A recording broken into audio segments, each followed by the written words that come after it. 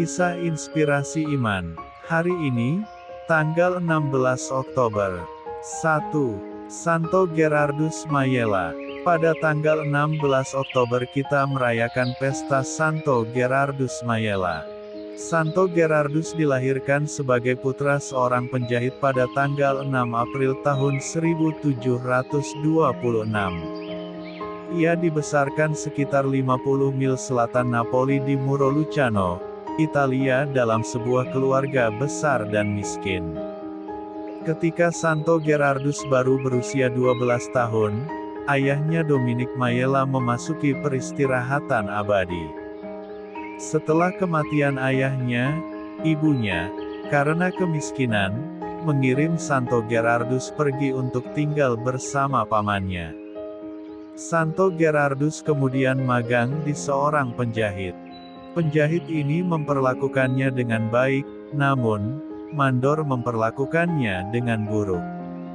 Setelah magang menjahit selama beberapa tahun, dia malah menjadi pelayan di rumah Uskup Lacedonia, yang merupakan seorang majikan yang keras kepala. Setelah kematian Uskup pada tahun 1745, dia kembali ke rumah. Pada usia 21 tahun, ia menjadi pekerja harian. Dia membagi penghasilannya untuk ibunya dan orang miskin, dan memberikan persembahan bagi jiwa-jiwa suci di api penyucian. Setelah itu, ia membuka toko penjahitnya sendiri. Pada usia muda, Santo Gerardus mencoba bergabung dengan kapusin setempat, tetapi dia ditolak 2 kali karena usianya yang masih muda dan kesehatannya yang buruk. Ia juga mencoba menjadi seorang pertapa, namun hal itu juga bukanlah kehendak Tuhan baginya. Ia kemudian masuk Kongregasi Penebus yang Maha Kudus pada tahun 1749 dan mengikrarkan kaul kekal di bawah bimbingan pendiri Redemptoris, Santo Alfonsus Liguori, pada tahun 1751. Dia bertugas sebagai penjahit dan dokter rumah sakit dan menjadi terkenal karena karunia supernaturalnya yang luar biasa berupa bilokasi, ramalan, ekstase, penglihatan, dan pengetahuan yang ditanamkan. Meskipun tidak ditahbiskan ke dalam ordo suci imam, arahan dan nasihat spiritualnya dicari oleh banyak imam dan komunitas biarawati, yang juga menjadi tempat konferensinya. Dia paling sukses dalam mempertobatkan orang-orang berdosa, dan dikenal luas karena kesucian dan kasih amalnya. Pada tahun 1754, ia difitnah dan dituduh melakukan tindakan bejat oleh seorang wanita bernama Neria Caggiano. Caggiano kemudian mengakui tuduhannya bohong. Bahkan sebelum dia mengakui kebohongannya, Santo Gerardus tidak menyangkal tuduhannya. Karena tuduhan ini masih belum jelas, atasannya menjadi curiga, sehingga mereka mengawasinya dan mengeluarkan dia dari perkumpulan selama berbulan-bulan sampai gadis itu mengakui bahwa dia telah berbohong. Ketika ditanya oleh Santo Alfonsus mengapa dia tetap diam dalam keadaan seperti itu, Santo Gerardus menjawab bahwa menurutnya kesabaran seperti itu diperlukan dalam menghadapi tuduhan yang tidak adil. Ketika Santo Gerardus menanggung fitnah ini dengan kerendahan hati dan kesabaran, Santo Alfonsus berkata, "Saudara Gerardus adalah seorang suci." Santo Gerardus segera dikirim ke Napoli, tetapi ketika rumahnya dibanjiri oleh pengunjung yang ingin bertemu dengannya, dia dikirim ke Caposele beberapa bulan kemudian. Dia bertugas sebagai portir di sana dan melayani masyarakat miskin di kota itu. Santo Gerardus menghabiskan beberapa bulan terakhir hidupnya mengumpulkan dana untuk gedung baru di Caposele. Tepat sebelum kematiannya, Santo Gerardus mengunjungi teman-temannya, keluarga Pirovalo. Salah satu putrinya berlari dan memanggilnya saat dia meninggalkan rumah, saat dia menjatuhkan sapu tangannya. Berbicara melalui karunia kenabian, dia menjawab, "Simpanlah." Ini akan berguna bagimu suatu hari nanti. Bertahun-tahun kemudian, ketika remaja putri ini berada dalam bahaya melahirkan, dia mengingat kata-kata Santo Gerardus ini, dan meminta sapu tangan. Sapu tangan itu ditempelkan padanya, sehingga terjadilah keajaiban, rasa sakitnya segera hilang dan dia melahirkan seorang anak yang sehat. Santo Gerardus meninggal karena tuberkulosis pada tanggal 16 Oktober tahun 1755 pada usia 29 tahun di Caposele.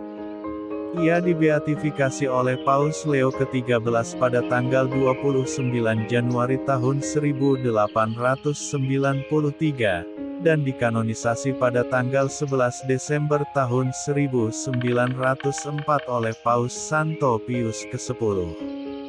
Ia adalah santo pelindung para ibu, peran sebagai ibu, ibu hamil, persalinan, anak-anak, wanita hamil, anak dalam kandungan, gerakan pro kehidupan, tuduhan palsu, pengakuan yang baik, dan saudara awam. 2. Santa Margareta Maria Alacoque. Pada tanggal 16 Oktober umat Katolik Roma merayakan kehidupan Santa Margareta Maria Alacoque, biarawati Perancis yang visinya tentang Kristus membantu menyebarkan devosi kepada hati kudus di seluruh gereja barat. Margareta Maria Alacoque lahir pada bulan Juli tahun 1647.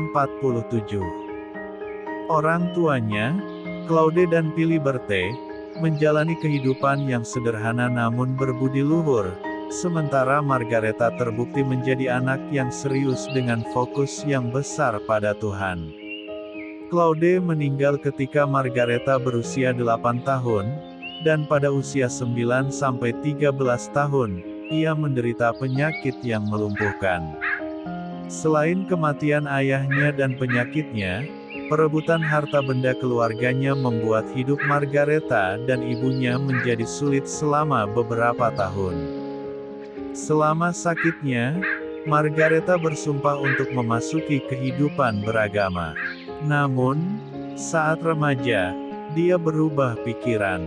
Selama jangka waktu tertentu dia menjalani kehidupan yang relatif biasa, menikmati fungsi sosial biasa pada zamannya dan mempertimbangkan kemungkinan untuk menikah. Namun, hidupnya berubah sebagai respons terhadap penglihatan yang dilihatnya pada suatu malam ketika kembali dari pesta dansa, di mana ia melihat Kristus didera.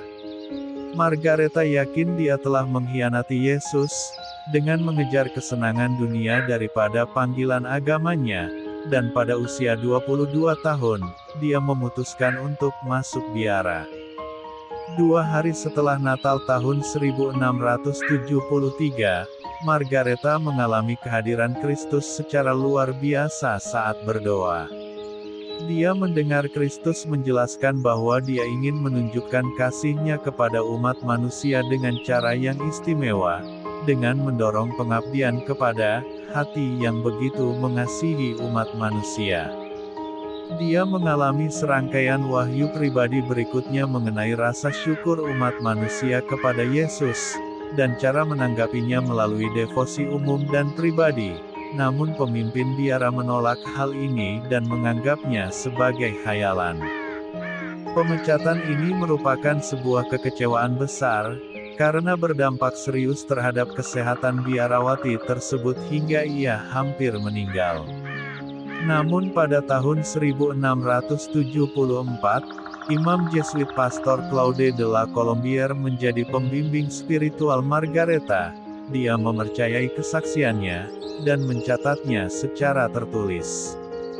Pastor de la Colombière, yang kemudian dikanonisasi sebagai orang suci, meninggalkan biara untuk melayani sebagai misionaris di Inggris.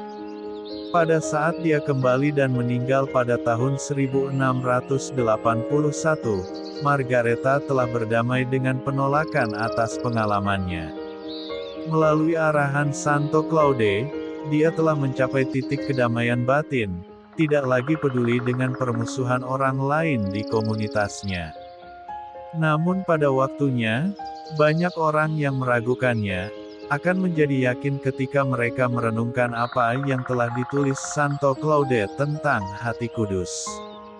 Pada akhirnya, tulisan-tulisannya sendiri dan kisah-kisahnya akan diperiksa secara ketat oleh para pejabat gereja.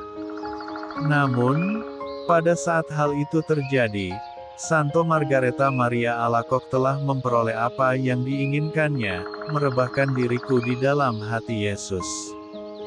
Dia menghadapi penyakitnya yang terakhir dengan berani, seringkali mendoakan kata-kata di Mazmur 73, apakah yang ada padaku di surga, dan apa yang kuinginkan di bumi, selain hanya Engkau saja, ya Allahku. Dia meninggal pada tanggal 17 Oktober tahun 1690, dan dikanonisasi oleh Paus Benediktus ke-15 pada tahun 1920. Santo Gerardus Mayela dan Santa Margareta Maria Alacoque, doakanlah kami. MAP TV Channel.